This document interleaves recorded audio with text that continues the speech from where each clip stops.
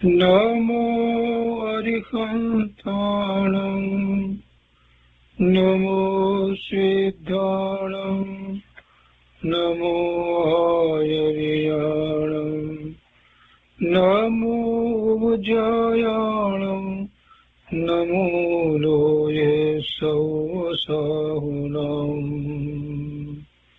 અસપંચનમોકારો સર્વપાવપનાશનો મંગલાણં ચ સૌવર્તે પરમં મંગલમ અજ્ઞાનતિમિરંધાનાં જ્ઞાનાંજનશલાકયા ચક્ષુન્મીલિतं येन તસ્મૈ શ્રીગુરવે નમઃ મુખાદિવ્યાકુક્ષિરત્નં શબ્દજિતવર્યાત્મજં શ્રીરાજચંદ્રયહું વંદે તત્વલોચનદાયકં પ્રભુતત્વલોચનદાયકં.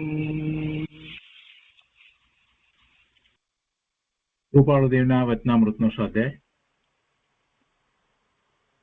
એમાં આપણે વર્ષ 24ના પત્રોનો સ્વાધ્યાય કરી રહ્યા છીએ. એનો પત્રાંક 284 સુધી સ્વાધ્યાય કર્યો છે. આજે 285 થી આગળ સ્વાધ્યાય લઈએ છીએ. પાના નંબર 302, પત્રાંક 285. આ પત્ર અંબાલાલભાઈ પ્રત્યે લખાયો છે. ભવાણિયા, આસો સુદ સાતમ, શુક્રવાર, સંવંત 1947. ઓમ.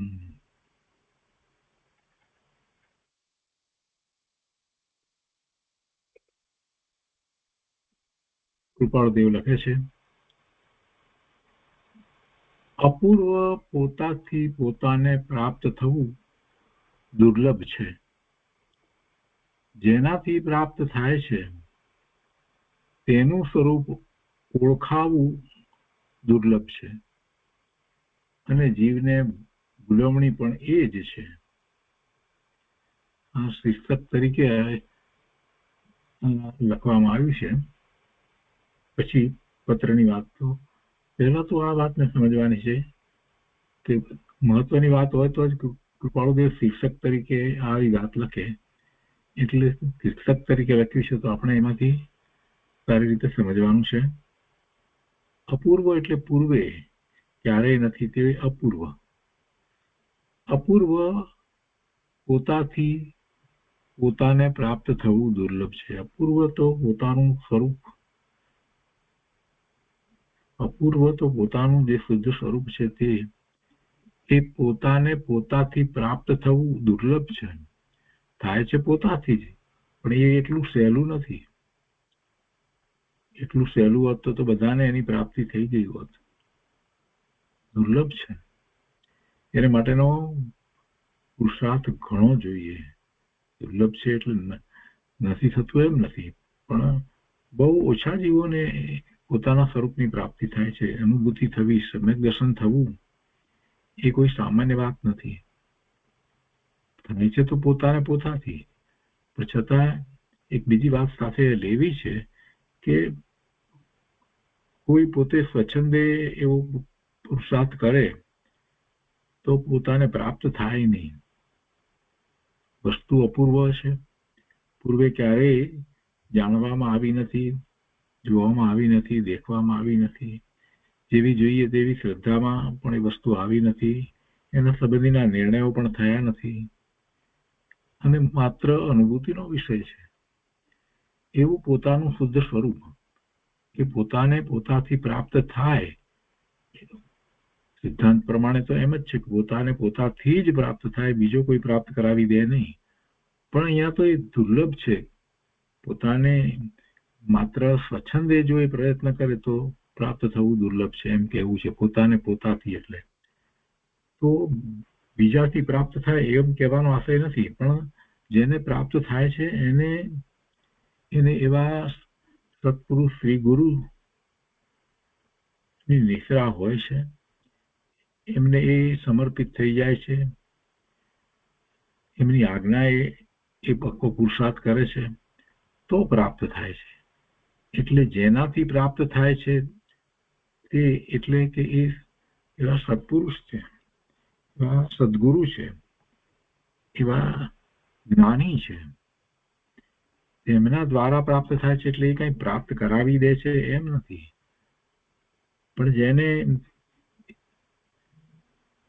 સ્વરૂપનું જ્ઞાન ભાન થયું છે અને એવા જ્ઞાન ભાન સહિત જ વર્તે છે, જેમની દ્રષ્ટિ સ્વરૂપ તરફ જ રહી છે, એ જ સ્વરૂપની પ્રાપ્તિ કેમ કરવી એનો મર્મ સમજાવી દે. શાસ્ત્રમાં જે વાત આપી છે એ તો અંગુલી નિર્દેશન જેવી વાત છે.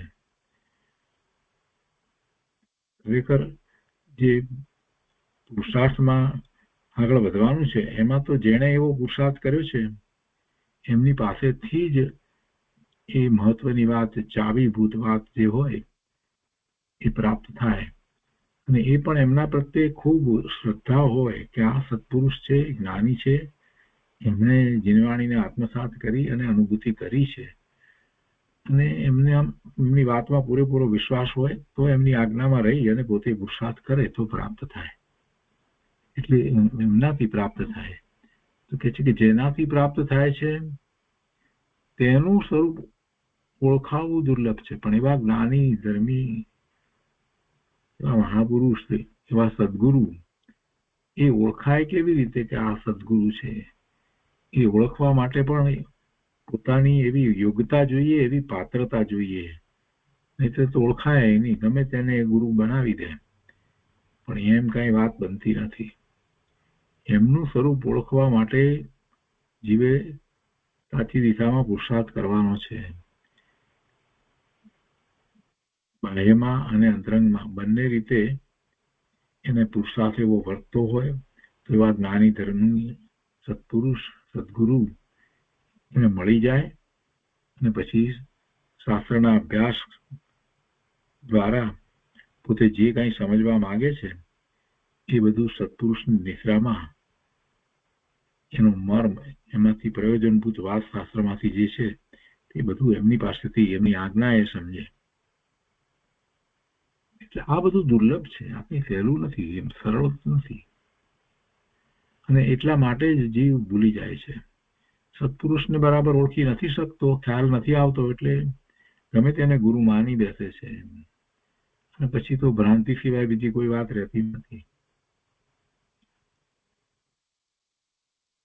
પોતાનું સ્વરૂપ જે છે એનું મહાત્મા આવે એ અપૂર્વ વસ્તુ છે, પોતાની ચીજ છે, અને એ અનુભવ દ્વારા જ પ્રાપ્ત થાય, એની અનુભૂતિ થઈ શકે છે. આ બધી વાતના નિર્ણયો પછીથી એ કેમ પ્રાપ્ત કરવું એનો ઉપાય જે શાસ્ત્રમાં બતાવ્યો છે એને બરાબર સમજી લે, આત્મસાત કરે અને પછી એવા શ્રી ગુરુની નિશ્રામાં એમની આજ્ઞામાં રહી અને એવા પોતાના સ્વરૂપનો અનુભવ કરે. કરવાનું છે. હવે અહીંયા પત્રમાં લખે છે કે આ પત્રમાં લખેલા પ્રશ્નોનો ટૂંકમાં નીચે ઉત્તર લખ્યો છે. 1, 2, 3 એ ત્રણેય પ્રશ્નો સ્મૃતિમાં હશે. એમાં એમ જણાવ્યું છે કે પહેલું, ઠાણાંગમાં 8 વાદી કયા છે તેમાં આપને તથા અમારે કયા વાદમાં દાખલ થવું. સૂત્ર છે એમાં 8 પ્રકારે વાદ, નિયતવાદ ને અનેક રીતે વાદ જે હોય છે 8 પ્રકાર એના હોય છે, અને એ 8 પ્રકાર આ રીતે છે.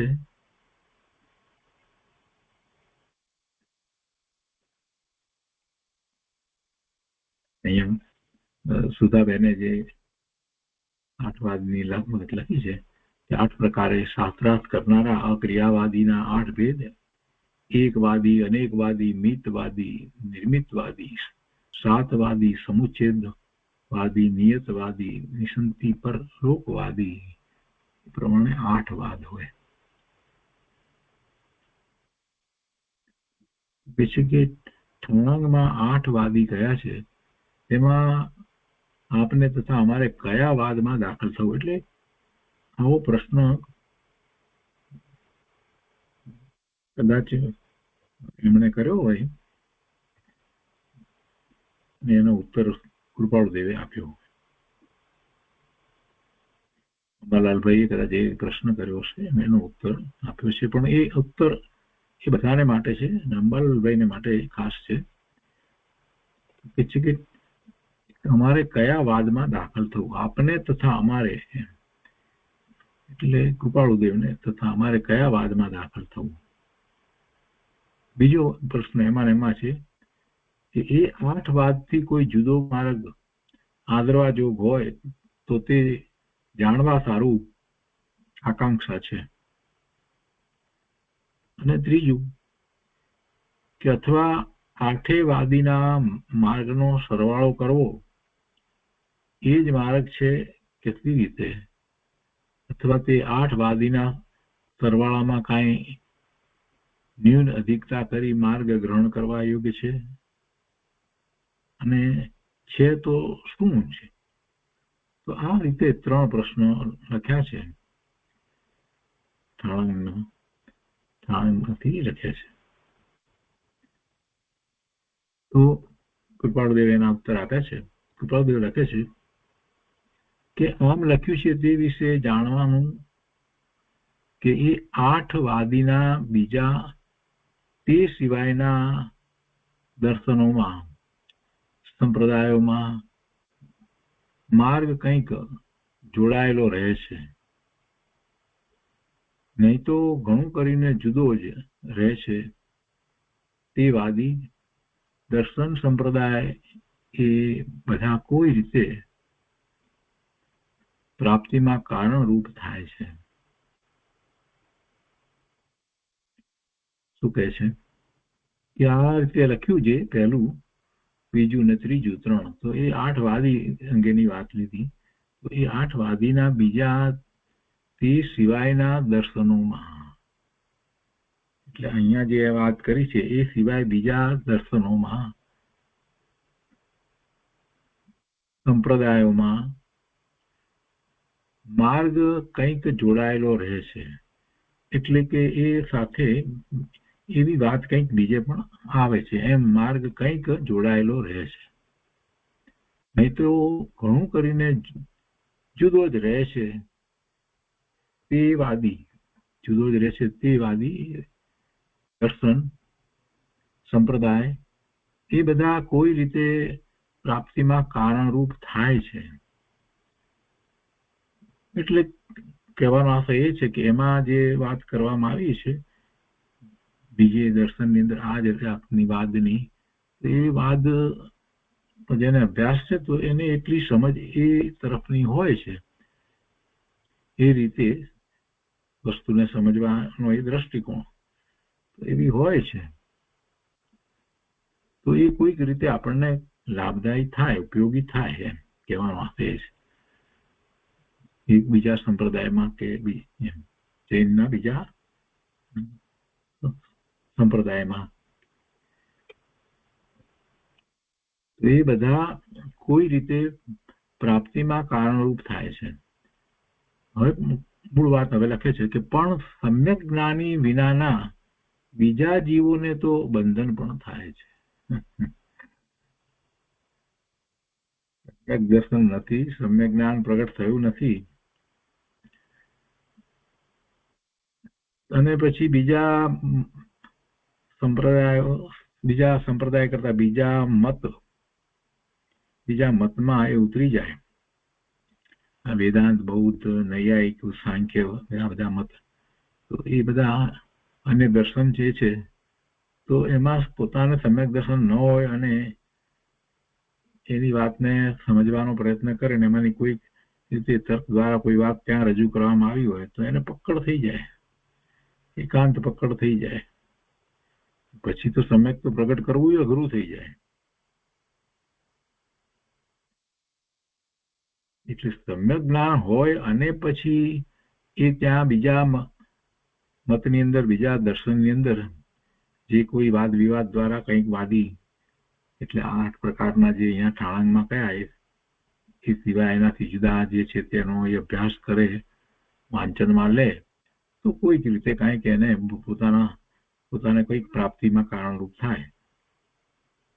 પણ એમાં જો એ સમ્યક તો સન્મુખ થયેલો હોય અથવા તો સમ્યક દ્રષ્ટિ હોય તો વાંધો ના આવે. સમ્યક તો સન્મુખ તો ઓછામાં ઓછો હોય, એટલે પોતાને નિર્ણય તો હોય કેવી રીતે સમ્યક તો પ્રગટ કરાય, અને પછી આ અભ્યાસ કરે તો એને કાંઈક ઉપયોગી થાય. નહીતર શું થાય? નહીતર તો એ મતમાં એનો સ્વીકાર કરી અને એ આગળ વધે તો જીનેશ્વર ભગવાનની વાણીને ચૂકી જાય, જીનવાણીને ચૂકી જાય, એવું થાય. અને પછી તો ગૃહિત મિથ્યાત્વનો પ્રસંગ આવે. એટલે ખાસ વાત લખી છે કે પણ સમ્યક જ્ઞાની વિનાના બીજા જીવોને તો બંધન પણ થાય છે. માર્ગની જેને ઈચ્છા ઉત્પન્ન થઈ છે તેણે એ બધાનું સાધારણ જ્ઞાન વાંચવું, વિચારવું. માર્ગ એટલે મોક્ષ માર્ગની જેને ઈચ્છા ઉત્પન્ન થઈ છે એ સાચો મુમુક્ષુ છે, તેણે એ બધાનું એટલે આ બધા દર્શનો, વેદાંત વગેરે જે છે એનું સાધારણ જ્ઞાન વાંચવું. એટલે જે આમ બરાબર અમુક વાત એવી હોય કે બધામાં એક રીતે આવતી હોય કે જેમ કે આપણે કસાયની વાત કરીએ તો લગભગ બધા દર્શનની અંદર એ વાત હોય છે કે ક્રોધ કરવો નહીં, હિંસા કરવી નહીં, આ જાતની વાત બધે હોય છે. તો એવી જાતની જે વાત જે સાધારણ જે છે એના વિશે કહે છે કે તો તેણે એ બધાનું સાધારણ જ્ઞાન વાંચવું, વિચારવું.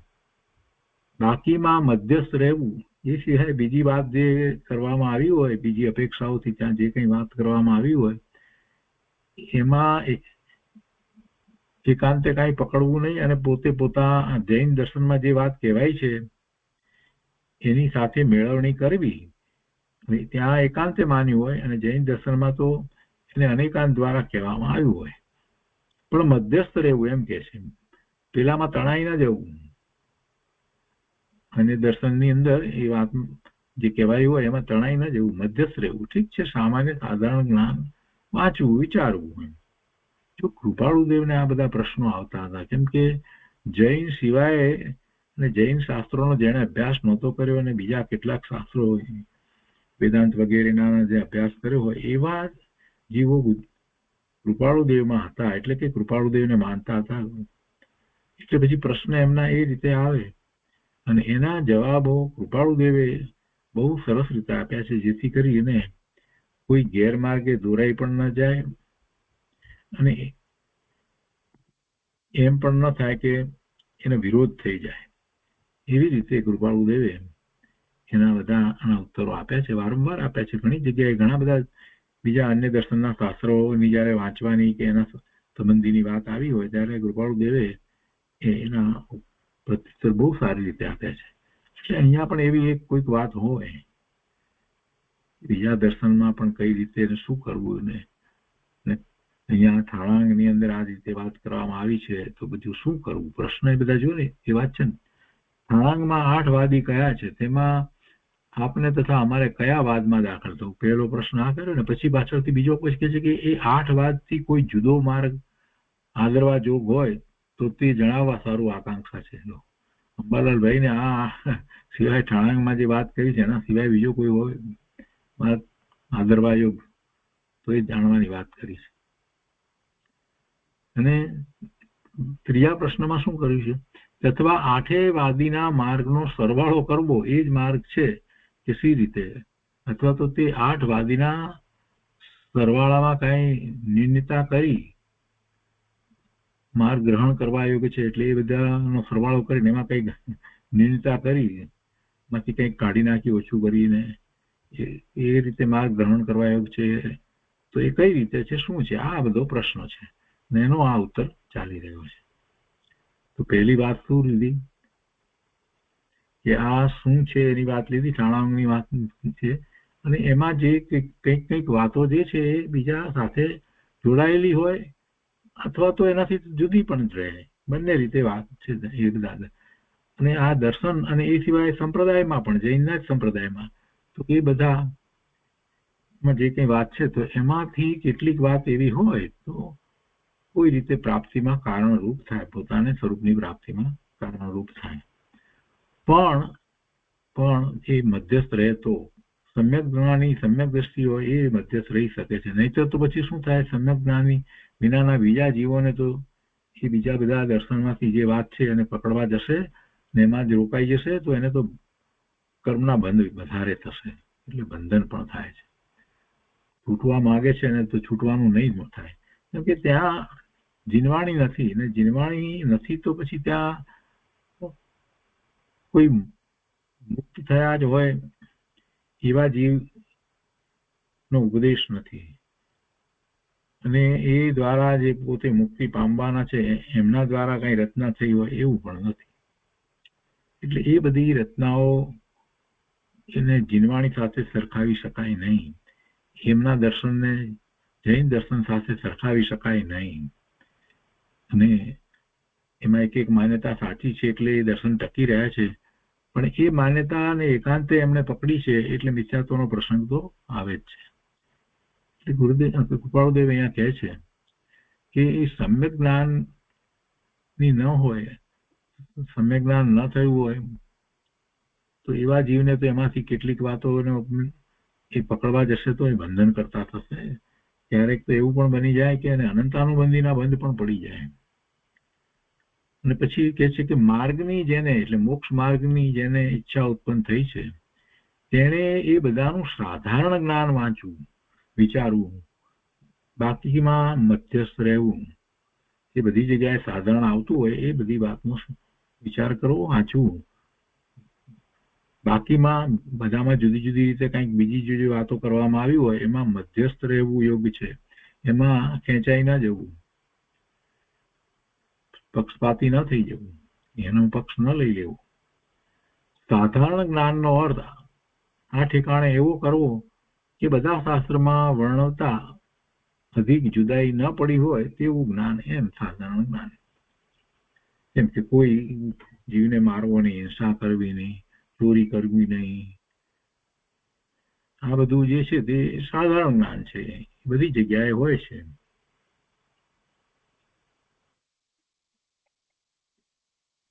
હવે આગળ લખે છે કે તીર્થંકર આવી ગર્ભમાં ઉપજે અથવા જન્મે ત્યારે અથવા તો ત્યાર પછી દેવતાઓ જાણે કે આ તીર્થંકર છે, અને જાણે તો સી રીતે? તીર્થંકરનો જીવ ગર્ભમાં આવે, માતાના ગર્ભમાં આવે, ઉપજે અથવા જન્મે તો એ બધા વખતમાં એ દેવો આવે છે તો એ માટે પ્રશ્ન થાય ને કે એ દેવો કેવી રીતે જાણે એમ. ત્યાર પછી દેવતાઓ જાણે કે આ તીર્થંકર છે, એ વખતે તીર્થંકરનો જીવ છે, બધું એવું દેવતાઓ જાણે, દેવો જાણે એમ. દેવતા એટલે દેવો. અને જાણે તો સી રીતે? તો એના ઉત્તરમાં કહે છે કે સમ્યક જ્ઞાન જેને પ્રાપ્ત થયું છે એવા દેવતાઓ, સમ્યક દ્રષ્ટિ દેવો અવધિ જ્ઞાનથી તીર્થંકરને જાણે. બધા ના જાણે પણ એવા ઇન્દ્ર વગેરે બધા જાણે. અવધિ જ્ઞાનથી તીર્થંકરનો જીવ જ્યાં છે ત્યાં એને તીર્થંકરના જીવ તરીકે જાણે કે આ જીવ તીર્થંકરનો જીવ છે, એ હવે તીર્થંકર થવાના છે ત્યાં ગર્ભમાં આવ્યા ત્યારે. એટલે તો એ ગર્ભ કલ્યાણક ઉજવવા આવે છે ને. એવા મોટા રાજા મહારાજાઓ, એવા સદગુણી જે હોય, જૈન ધર્મમાં ખૂબ પ્રખર હોય, તો એમને ત્યાં બધાને ત્યાં જાય કોઈ જન્મ લે છે તો એ વખતે કઈ દેવો આવે એવું થતું નથી. અહીંયા તો આ જીવ છે તે તીર્થંકરનો જીવ છે એમ દેવો અધિજ્ઞાન દ્વારા જાણે છે એટલે આવે છે. એટલે એ તો પહેલાથી જ ખબર હોય છે એમને અધિજ્ઞાન દ્વારા.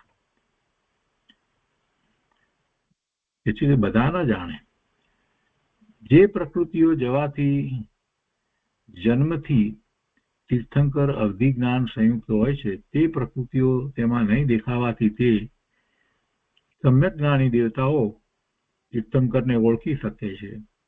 એ જ વિજ્ઞાપન. આમાં પ્રશ્નની અંદર એમ પણ પાછું કહ્યું કે કેવી રીતે જાણે કે આ તીર્થંકર જીવ છે, તીર્થંકર છે જાણે તો, અને પછી આ તીર્થંકર છે અને જાણે તો સી રીતે, એમ બે વાત છે ને. તો એની વાત હવે કહે છે કે તીર્થંકર છે એવું કેવી રીતે જાણે છે. તો તીર્થંકર નામ કર્મની પ્રકૃતિ બંધાઈ હોય ને એની સામે બીજી પ્રકૃતિઓ જે છે એ ન હોય, એવું હોય ને તીર્થંકરના જીવને. એટલે કે છે કે જે પ્રકૃતિઓ જવાથી જન્મથી તીર્થંકર અવધિ જ્ઞાન સંયુક્ત હોય છે. હવે તીર્થંકરનો જીવ જન્મથી અવધિ જ્ઞાન સંયુક્ત હોય એટલે અવધિ જ્ઞાનાવરણી કર્મની પ્રકૃતિ હોય એ એમને ગઈ હોય, એ ન હોય. અવધિ જ્ઞાનાવરણી કર્મની પ્રકૃતિ જ્યાં સુધી ઉદય હોય ત્યાં સુધી અવધિ જ્ઞાન થાય નહીં. એટલે જે પ્રકૃતિઓ જવાથી જન્મથી તીર્થંકર અવધિ જ્ઞાન સહિત હોય, એટલે અવધિ જ્ઞાનાવરણી કર્મની પ્રકૃતિઓ જવાથી એ તીર્થંકર અવધિ જ્ઞાન સહિત હોય, તો તે પ્રકૃતિઓ તેમાં નહીં દેખાવાથી, એટલે એ જીવને વિશે, જે તીર્થંકરનો જીવ છે એને વિશે એ પ્રકૃતિઓ અવધિ જ્ઞાનાવરણીય કર્મની પ્રકૃતિઓ અને એવી બીજી અનેક પ્રકૃતિઓ જે છે એ બીજા સામાન્ય જીવમાં હોય, તીર્થંકરને એ ન હોય, તો એ એવી પ્રકૃતિઓ એમાં નહીં દેખાવાથી તે સમ્યક જ્ઞાની દેવો તીર્થંકરને ઓળખી શકે કે આ તીર્થંકરનો જીવ છે, આ તીર્થંકરનો જીવ છે, એમ એમને ઓળખી શકે. એ જ વિજ્ઞાપન. હવે આગળ લખે છે કે મુમુક્ષુતાની સન્મુખ થવા ઈચ્છતા તમે બંનેને યથાયોગ પ્રણામ કરું છું. તમો બંનેને મુમુક્ષુતાની સન્મુખ થવા ઈચ્છતા તમો બંનેને યથાયોગ્ય પ્રણામ કરું છું. ઘણું કરીને પરમાર્થ મૌન એમ વર્તવાનું કર્મ હાલ ઉદયમાં વર્તે છે અને તેને લીધે તેમજ વર્તવામાં કાળ વ્યતીત થાય છે. પોતાની વાત લખી છે. ઘણું કરીને પરમાર્થ મૌન એમ વર્તવાનું કર્મ હાલ ઉદયમાં વર્તે છે. પરમાર્થ મૌન એટલે અત્યારે એમના દ્વારા, કૃપાળુદેવ દ્વારા પરમાર્થે ઉપદેશ આવતો નથી. એટલે નહીંતર તો સત્સંગની અંદર તો કૃપાળુદેવ બોલે અને પરમાર્થની વાત જયારે સમજાવે ત્યારે તો કલાકો, કેટલા કલાકો નીકળી જાય. રાત્રે 8 વાગે શરૂ કર્યું હોય તો સવારના 4 વાગ્યા સુધી કૃપાળુદેવ બોલે, પરિવાર ન પણ બોલે. એટલે એમની તો વાત જ આખી જુદી. પણ એ અત્યારે નથી. અત્યારે એ સદનની મૌન છે. તો એ વાત લખી છે કે ઘણું કરીને પરમાર્થ મૌન એમ વર્તવાનું કર્મ હાલ ઉદયમાં વર્તે છે અને તેને લીધે તેમજ વર્તવામાં, એટલે મૌન વર્તવામાં, એટલે પરમાર્થની વાત નથી કરતા, એમાં કાળ વ્યતીત થાય છે, સમય ચાલે જાય છે. અને તે જ કારણથી આપના પ્રશ્નોને ઉપર ટૂંકમાં ઉત્તરયુક્ત કર્યા છે. પ્રશ્નોને ઉત્તરયુક્ત કર્યા છે એટલે કે પ્રશ્નોના જવાબ આપ્યા છે, ટૂંકમાં આપ્યા છે, એટલા માટે જ ટૂંકમાં આપ્યા છે. શાંત મૂર્તિ સૌભાગ્ય હાલ મોરબી છે. સૌભાગભાઈ હાલ મોરબી છે. તો એ રીતે આ પત્ર 285 અહીંયા પૂરો થયો.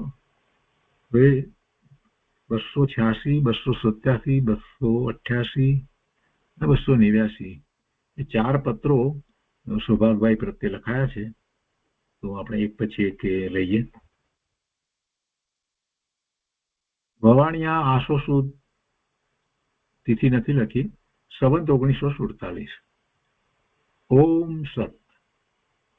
પછી પુસ્તકની જેમ લખ્યું છે અહીંયા કે હમ પરદેશી પંખી સાધુ આરે દેશ કે નાહી રે. હમ પરદેશી પંખી સાધુ આરે દેશ કે નાહી રે. આ દેશના અમે નથી. દેશ એટલે અહીંયા તો બહાર જે ઉપયોગ બહાર રહે છે ને એના અમે નથી. અમે તો સ્વરૂપના છીએ. અમારો દેશ તો શુદ્ધ સ્વરૂપ, અમારું શુદ્ધ સ્વરૂપ એ જ અમારો દેશ છે. અમે તો ત્યાં વસીએ છીએ, ત્યાંના છીએ, ત્યાં રમણતા કરીએ છીએ. આ દેશ નહીં કે જેમાં ઉપયોગ બહારમાં રહેતો હોય. કૃપાળુદેવ લખે છે સૌભાગ્યભાઈ પ્રત્યે કે પરમ પૂજ્ય શ્રી સૌભાગ્ય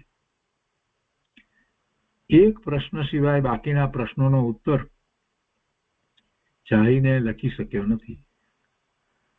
ચાહીને લખી શક્યો નથી એટલે કે લખવાની ઈચ્છા હશે પણ છતાં એ લખી શક્યા નથી એમ અર્થ થાય.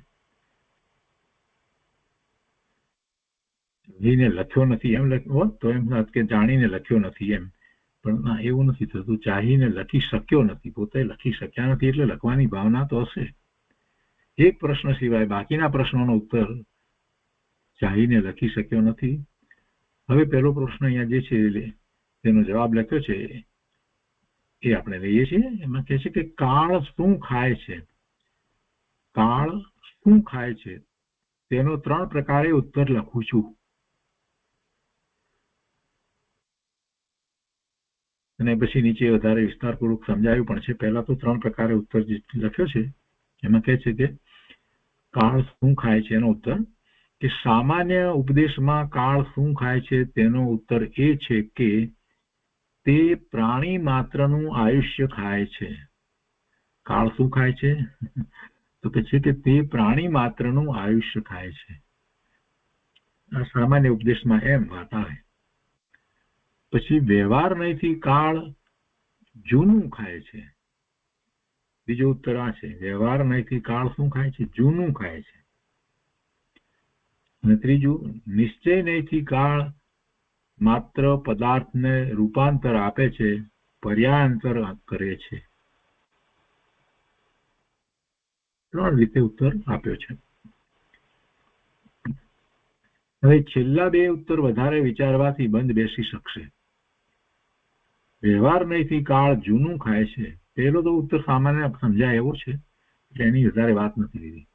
પ્રાણી માત્રનું આયુષ્ય ખાય છે, બરાબર. કાળ વ્યતીત થાય છે એટલે આયુષ્ય આપણું એ રીતે ઘટતું જાય છે. બાકી રહેલું આયુષ્ય હવે કેટલું એમ જેમ કાળ વીતતો જાય એમ એક વર્ષ દર દિવાળી આપણે એમ સમજીએ કે 1 વર્ષ આ પૂરું થયું, અથવા તો આપણા જન્મ દિવસે આપણે એમ ઉત્સાહિત થઈ ઉજવણી કરીએ કે જન્મદિવસ, પણ વાસ્તવમાં તો એ જેટલું આયુષ્ય છે એટલું જ આયુષ્ય રહે છે. તો એ હિસાબે જોઈએ તો 1 વર્ષ તો ઘટ્યું. હવે બાકી આટલા ગયા તો હવે બાકી કેટલા રહ્યા? એટલે ખરેખર તો આયુષ્યમાં ખવાય છે. તે પ્રાણી માત્રનું આયુષ્ય ખાય છે. 80 વર્ષનું આયુષ્ય હોય અને 77 વર્ષ થયા હોય અને પછી જયારે 78 વર્ષ પૂરા થાય તો હવે કેટલા રહ્યા? પહેલા 3 હતા એને બદલે 2 થયા. 1 વર્ષ ખાઈ ગયું. કોણ ખાઈ ગયું? કાળ ખાઈ ગયો. આ તો સામાન્ય વાત કરી છે. પણ 2 બીજા જે જવાબ આપ્યા વ્યવહાર નહીંથી અને નિશ્ચય નહીંથી એ મહત્વના છે અને એ સમજાવ્યા છે અહીંયા. એટલે કહે છે કે છેલ્લા 2 ઉત્તર વધારે વિચારવાથી બંધ બેસી શકશે. વ્યવહાર નહીંથી કાળ જૂનું ખાય છે એમ જે લખ્યું છે તે વળી નીચે વિશેષ સ્પષ્ટ કર્યું છે. હવે કેવી રીતે છે તે વધારે સ્પષ્ટ કરતા કૃપાળુદેવ લખે છે કે કાળ જૂનું ખાય છે. જૂનું એટલે શું?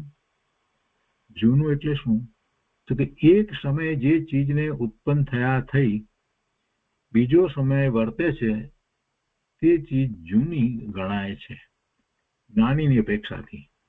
વર્તમાન જ્ઞાનની પર્યાય જે છે, જે વર્તમાનમાં જે જ્ઞાનમાં જે જણાય છે જે પર્યાય, એ બીજા સમયે એ પર્યાય નથી, બીજી પર્યાય હોય છે.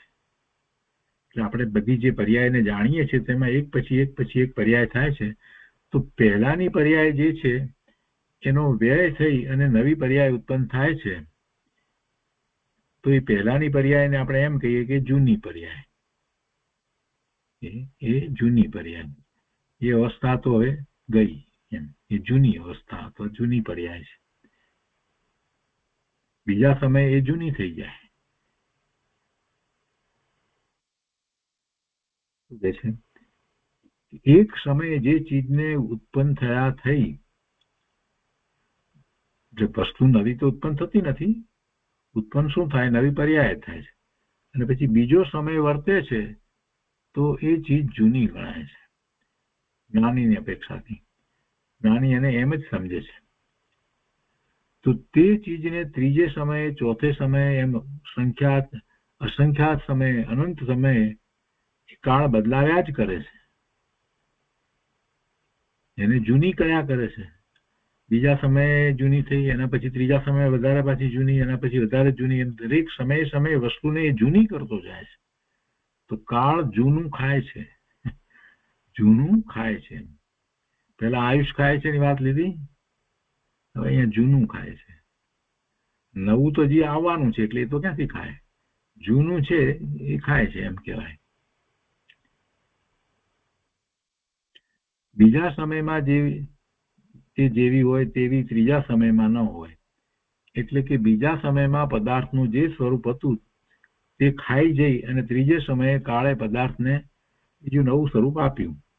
અર્થાત જૂનું તે ખાઈ ગયો, જૂનું તે ખાઈ ગયો. એમ અનંત કાળ સુધી ચાલ્યા કરે છે. અનંત સમયે કાળ બદલાવ્યા જ કરે છે. વસ્તુ પહેલા સમય હતી એવી બીજા સમયે નથી. ભલે આપણને ખ્યાલ ના આવે એક સમયમાં જે એમાં બદલાવ જે છે એક સૂક્ષ્મ વાત છે, કઈ આપણને ખ્યાલ ના આવે, પણ છેવટે તો બદલાય તો છે ને. એક આપણે નવું કપડું લઈએ, સરસ કપડું લઈ અને એક પેટીની અંદર મૂકી ને પેટીને બંધ કરી દઈએ, અને પછી 100 વર્ષ પછી પેટી ખોલીએ તો એ કપડું આમ કાઢીએ તો જર્જરિત થઈ ગયું હોય, એમ એ જર્જરિત થયું હોય. તો એ જર્જરિત ક્યારે થયું? 100 વર્ષ પછી થયું, એટલે 99 વર્ષ પહેલા ગયા ત્યાં સુધી નહોતું થયું, 100મા વર્ષમાં થયું, કે સતત પ્રક્રિયા ચાલુ હતી.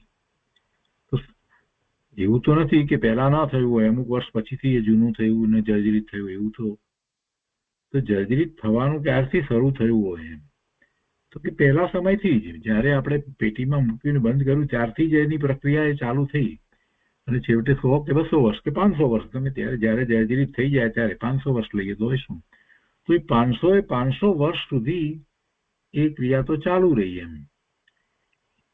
એમ જ થાય છે ને. એક સમયમાં જર્જરિત થઈ ગયું એવું તો છે નહીં ને.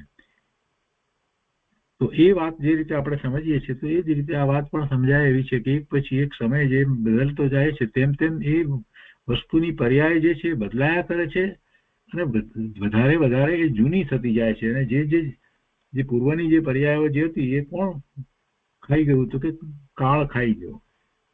એમ એ કાળ છે તે જૂનું ખાય છે. એ વાત અહીંયા સમજાવી. ફરીથી વાંચવું વધારે સ્પષ્ટ થશે કે કાળ જૂનું ખાય છે. જૂનું એટલે શું? એક સમયે જે ચીજને ઉત્પન્ન થયા થઈ તો બીજો સમય વર્તે છે તો તે ચીજ જૂની ગણાય છે.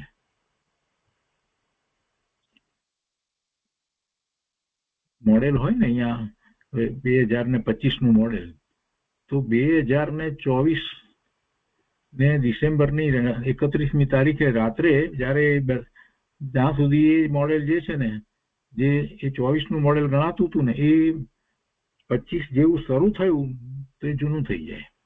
ખરેખર તો એમ થાય.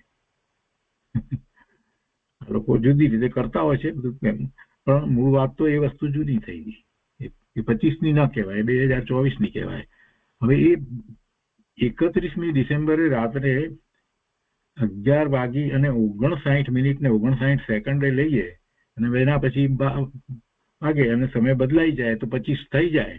ત્યાં સુધી 1 સેકન્ડ પહેલા હતી તો પણ એ 1 સેકન્ડમાં એ જૂની થઈ ગઈ. શું જૂનું થયું 1 સેકન્ડની અંદર? કાંઈ જૂનું થતું નથી. છતાં એમ કહેવાય કે એ 24નું મોડેલ થઈ ગયું. એ 24ની, હવે 25નું તો બીજું હોય, નવું. એ વાત આપણને સમજાય છે. તો અહીંયા પણ એ જ ઉદાહરણ ખ્યાલમાં રાખીએ તો સમજાશે કે બીજો સમય આવ્યો એટલે પહેલો સમય જે અવસ્થા હતી એ અવસ્થા રહી નહીં એટલે જૂની ગણાય. એટલે એ જ્ઞાનની અપેક્ષાથી વાતને સમજાવી. તો તે ચીજને ત્રીજે સમયે, ચોથે સમયે, એમ 10મે સમયે 1 લાખમે સમય, સંખ્યાત સમય, અસંખ્યાત સમય, અનંત સમય કાળ બદલાવ્યા જ કરે છે. કાળ બદલાવે છે એટલે ખરેખર કાળ દ્રવ્ય બદલાવતું નથી, પણ એનો પેલું બદલાવ થાય છે, પરિણમન થાય છે. તો વર્તના ગુણ તો કાળનો છે ને, એટલે નિમિત્ત તરીકે જે કાળની પર્યાય છે એને સાપેક્ષ કરીને આપણે એમ કહીએ છીએ કે દરેક પદાર્થના પરિણમનની અંદર કાળ દ્રવ્ય નિમિત્ત છે.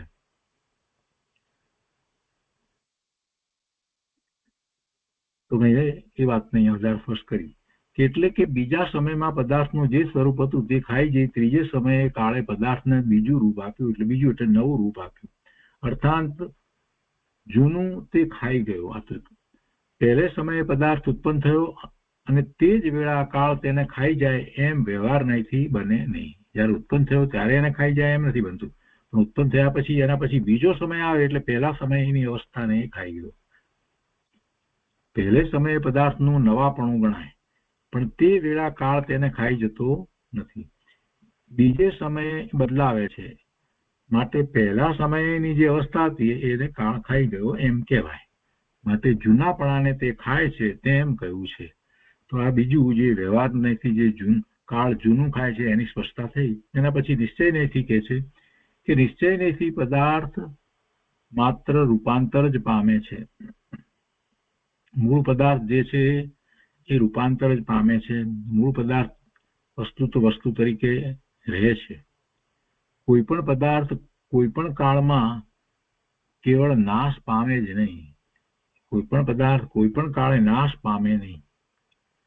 ગમે તેટલો કાળ વીતે તો પણ દરેક પદાર્થ જે છે તે અવિનાશી છે. દ્રવ્ય છે તેનો નાશ થાય નહીં, દ્રવ્ય અવિનાશી છે. એ વાત આપણે બરાબર સમજીએ છીએ. તો નાશ શું થાય છે, ઉત્પાદ શું થાય છે? તો કે પર્યાયના ઉત્પાદ અને વ્યય થાય છે. નવી નવી અવસ્થાના ઉત્પાદ વ્યય થાય છે, એવો સિદ્ધાંત છે. કેવળ નાશ પામે જ નહીં એવો સિદ્ધાંત છે. અને જો પદાર્થ કેવળ નાશ પામતો હોત તો આજ કંઈ પણ હોત નહીં, તો અત્યારે કંઈ પણ હોય નહીં, બધું જ નાશ પામી ગયું હોય. માટે કાળ ખાતો નથી પણ રૂપાંતર કરે છે. નિશ્ચયથી તો કાળ કંઈ ખાતો નથી, પરંતુ એ રૂપાંતર કરે છે એમ કહ્યું છે. તો 3 પ્રકારના ઉત્તરમાં પહેલો ઉત્તર સર્વને સમજવો સુલભ છે, અને બીજા અને ત્રીજા ઉત્તરનો અહીંયા વિસ્તાર કરીને કૃપાળુ દેવે સમજાવ્યું છે. તો નિશ્ચયથી ખરેખર કાળ શું કરે? કાંઈ કરતો નથી. કાળ પોતાનું પરિણમન કરે છે, અને બીજાના પરિણમન જે થઈ રહ્યા છે એમાં એ નિમિત્ત કારણ કહેવાય છે. અને નિમિત્ત પણ કોણ? તો કે કાળની જે પર્યાય જે થઈ રહી છે એની સાપેક્ષતા સ્વીકારીએ છીએ તો એ નિમિત્ત કારણ છે. અત્ર પણ દશાના પ્રમાણમાં બાહ્ય ઉપાધિ વિશેષ છે. હવે આ વાત તો પૂરી થઈ. પોતાની વાત લખે છે પત્ર પૂરો કરતા પહેલા. અહીં અત્ર એટલે અહીં પણ દશાના પ્રમાણમાં બાહ્ય ઉપાધિ વિશેષ છે. એટલે પોતાની દશા તો ઘણી સારી ઊંચી છે, પણ છતાંય ઉપાધિ બાહ્યમાં છે, વેપાર વગેરેની. આપે કેટલાક વ્યવહારિક, જો કે શાસ્ત્ર સંબંધી પ્રશ્નો આ વેળા લખ્યા હતા, પણ ચિત્ત તેવું વાંચવામાં પણ હાલ પૂરું રહેતું નથી, એટલે ઉત્તર સી રીતે લખી શકાય? એટલે કે ઉત્તર લખાયા નથી. એમનું ચિત્ત હવે સ્વરૂપ તરફ વળ્યું છે, અને પછી એ સિવાય બહારની જે કઈ વ્યસ્તતા ન ઈચ્છવા છતાં પણ થાય છે ને, એ કૃપાળુદેવને જરાય ગમતું નથી. એ વાત આપણને આ બધા પત્રોમાંથી પ્રાપ્ત થાય છે. તો એ રીતે 286મો પત્ર પૂરો થયો. એ પછી 287મો પત્ર છે, એ પણ સૌભાગભાઈ પ્રત્યે છે. વવાણિયા આસોવદ એકમ, રવિવાર, સંવંત 1947. કૃપાળુદેવ લખે છે કે પૂર્વાપર અવિરુદ્ધ એવું જે ભગવત સંબંધી જ્ઞાન તે પ્રગટ કરવા જ્યાં સુધી તેની ઈચ્છા નથી ત્યાં સુધી વધારે પ્રસંગ કોઈથી પાડવામાં નથી આવતો, તે જાણો છો. વારંવાર બધાની એવી જ ભાવના હતી, બધાની એવી જ ઈચ્છા હતી કે કૃપાળુદેવ પધારે અને એમના દ્વારા અમને ખૂબ ધર્મનો લાભ પ્રાપ્ત થાય. એટલે બધાની જ એ અંબાલાલભાઈને પણ એમ ને જુઠાભાઈને પણ અને સુભાગભાઈને પણ એમ બધાને એમ જ હતું કે મુંબઈથી કૃપાળુદેવ નીકળીને આ તરફ આવે ક્યાંક તો બધા પછી ત્યાં જઈએ ને સત્સંગ કરીએ અને કૃપાળુદેવ પાસેથી પરમાર્થને બરાબર સમજીએ. એટલે વારંવાર એ સંબંધીના બધા જ પત્રો લખતા અને એ ભાવના વ્યક્ત કરતા અને કૃપાળુદેવે એ સંબંધી બધાને એ જ રીતે જવાબ તો આપ્યો જ છે. તો પહેલી લીટીમાં અહીંયા એમ લખ્યું કે પૂર્વાપર અવિરુદ્ધ એવું જે ભગવત સંબંધી જ્ઞાન. શું તેની વાત લીધી છે? ભગવત સંબંધી જ્ઞાન. ભગવત સંબંધી જ્ઞાન એટલે બે એના અર્થ થાય છે કે ભગવાનનું જ્ઞાન જે પૂર્વાપર અવિરુદ્ધ છે, અને બીજો અર્થ એમાં એમ પણ થાય છે કે એ ભગવાનનું જ્ઞાન જે આત્મા સંબંધીનું જે જ્ઞાન છે, ભગવત સંબંધી એટલે આત્મા સંબંધીનું જ્ઞાન એ જીનવાણી છે. એ જીનવાણી જે છે તે પૂર્વાપર અવિરુદ્ધ છે. જીનવાણીમાં ક્યાંય એક વાત એક રીતે કરીને ફરી પાછી બીજી જગ્યાએ વાત કરે ત્યારે વિરોધ આવે એવી રીતે વાત ન હોય. એટલે પરસ્પર અવિરુદ્ધ એવું જે ભગવત સંબંધી જ્ઞાન, એવું જ્ઞાન કૃપાળુદેવને છે. અને કૃપાળુદેવને એ જ્ઞાન છે, પણ એ બીજાઓને એનો લાભ મળે ત્યારે મળે કે એ પ્રગટ થાય ત્યારે. તો કે છે કે એ જ્ઞાન પ્રગટ કરવા જ્યાં સુધી તેની ઈચ્છા નથી. કોની? ભગવતની. એટલે ભગવાનની ઈચ્છા નથી, એટલે કે સર્વજ્ઞ પરમાત્માની ઈચ્છા નથી, એટલે કે સર્વજ્ઞ પરમાત્માના જ્ઞાનમાં એમ આવ્યું નથી, એટલે અત્યારે એમ નથી થતું. એ પ્રગટ કરવાનો પ્રસંગ બનતો નથી. તો ત્યાં સુધી વધારે પ્રસંગ કોઈથી પાડવામાં નથી આવતો, તે જાણો છો. એટલે બધા કોઈ સાથે વધારે પ્રસંગમાં આવવાનું નથી થતું, એ આપ જાણો છો. આગળ લખે છે કે અભિન્ન એવું હરિપદ જ્યાં સુધી અમારામાં નહીં માનીએ ત્યાં સુધી પ્રગટ માર્ગ કહીશું નહીં. અભિન્ન એવું હરિપદ. અભિન્ન પોતાથી જે ભિન્ન નથી તેવું અભિન્ન એવું હરિપદ એટલે પોતાનું સ્વરૂપ, એના સિવાય બીજું કાંઈ ન હોય. અભિન્નની વાત લેવી છે ને, એટલે અભિન્ન એવું હરિપદ જ્યાં સુધી અમે અમારામાં નહીં માનીએ ત્યાં સુધી પ્રગટ માર્ગ કહીશું નહીં. તમે પણ જેઓ અમને જાણે છે તે સિવાય અધિકને નામ ઠામ ગામથી અમને જણાવશો નહીં. એટલે અમારા સંબંધી કોઈ વાત કરશો નહીં. અમારું નામ કે અમારું ગામ કે અમારું ઠેકાણું એના સંબંધી બીજાને કોઈને વાત કરશો નહીં. તમને જેમને ખબર છે અમારા સંબંધી, બસ એટલાને બરાબર છે, પણ બીજાને કોઈને કહેશો નહીં. એક થી અનંત છે, અનંત છે તે એક છે. એક થી અનંત છે અને અનંત છે તે એક છે.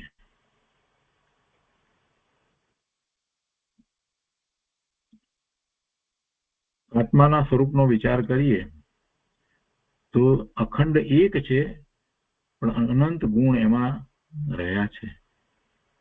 તો એ અનંત એ શું છે? ગુણ એ શક્તિ છે. તો એ દ્વારા તેનો ખ્યાલ આવે છે તો કે એવા સામર્થ્યનો ખ્યાલ આવે છે. અનંત ગુણ છે તો એવું જીવનું એવું અનંત ગુણની પ્રગટતા થાય ત્યારે એનું એવું સામર્થ્ય જે છે એ ખીલી ઉઠે છે. તો એ એક થી અનંત છે. વસ્તુ એક છે, એક રૂપ છે, પણ એનું સામર્થ્ય જે છે તે અનંત છે. અનંત ગુણ છે એટલે અનંત છે.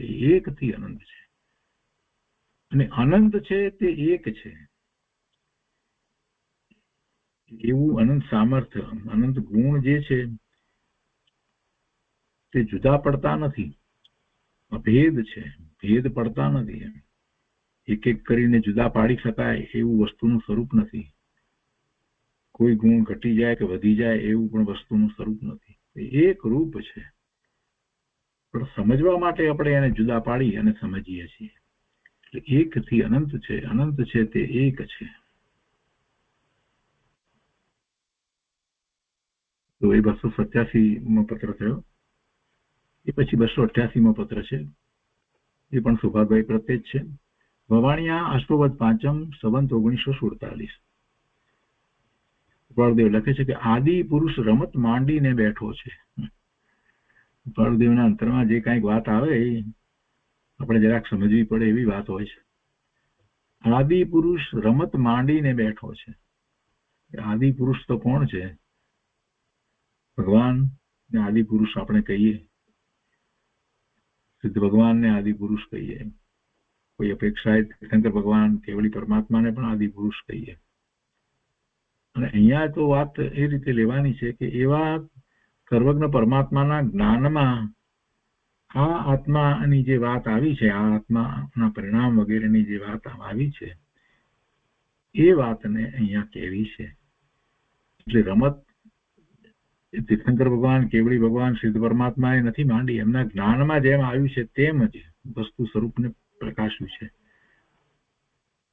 તો આ આત્મા એ રમત માંડીનો ખરેખર બેઠો છે. આ આત્માને જેવી દશા પ્રગટ થવી જોઈએ એવી થઈ રહી નથી, એમ કહેવાનો આશય છે. અને એ સર્વજ્ઞ પરમાત્માના જ્ઞાનમાં આવ્યું છે. એમ આદિ પુરુષ રમત માંડીને બેઠો છે, એમ કૃપાળુદેવે કહ્યું. હવે એ પત્રમાં લખે છે કે નવા જૂનું તો એક આત્મવૃત્તિ સિવાય અમારે ક્યાં છે. ઘણી વખત આપણે ફોનમાં કે એમ પત્રમાં કે એમ લખીએ છીએ કે ભાઈ જે નવા જૂની વાત હોય તે ત્યાં સંબંધી નવા જૂનું જે હોય તો જણાવશો. આવો આપણે વ્યવહાર કરતા હોઈએ છીએ. નવા જૂનું અહીંયા પણ કદાચ એવી વાત હશે. નવા જૂનું કૃપાળુદેવ કહે છે કે નવા જૂનું તો એક આત્મવૃત્તિ સિવાય અમારે ક્યાં છે. અમારે કાંઈ નવું જૂનું કાંઈ છે જ નહીં. આત્મવૃત્તિ સિવાય અમારે બીજું કાંઈ છે જ નહીં. ઘણી વાર આપણે લખીએ છીએ ને કે ભાઈ નવીન કાંઈ સમાચાર હોય તો કહેજો. ત્યાંની શું નવા જૂની છે એમ આપણે બધા બોલીએ છીએ. બધો વ્યવહાર છે, પણ એ વાતને પણ કૃપાળુદેવે અહીંયા બોધ માટે સમાવી લીધી છે કે ખરેખર વાસ્તવમાં શું નવું ને શું જૂનું. શું નવું ને શું જૂનું. તેને લક્ષ આત્માનું થયું છે અને કાંઈ નવું નથી ને કાંઈ જૂનું નથી. પર્યાયનું પલટવું થાય છે તો થાય છે, એથી કરીને શું ફેર પડી જાય છે. વસ્તુ ત્રિકાળ શુદ્ધ એવી ને એવી જળવાઈ રહી છે. એ નવી પણ નથી ને જૂની પણ નથી. એ ત્રિકાળ એક સરખી એવી ને એવી છે. એમાં નવાપણું જૂનાપણું ક્યાં છે? એનું લક્ષ કરીએ છીએ ત્યારે એમાં કાંઈ નવું નવું કાંઈ દેખાય છે એવું તો કાંઈ છે નહીં. જે છે તે જ જણાય છે. હા, ઊંડાણ ખ્યાલમાં આવે છે અનુભૂતિના સમયમાં વિશેષ, પણ વસ્તુ તો એની એ જ છે, એમ જ છે.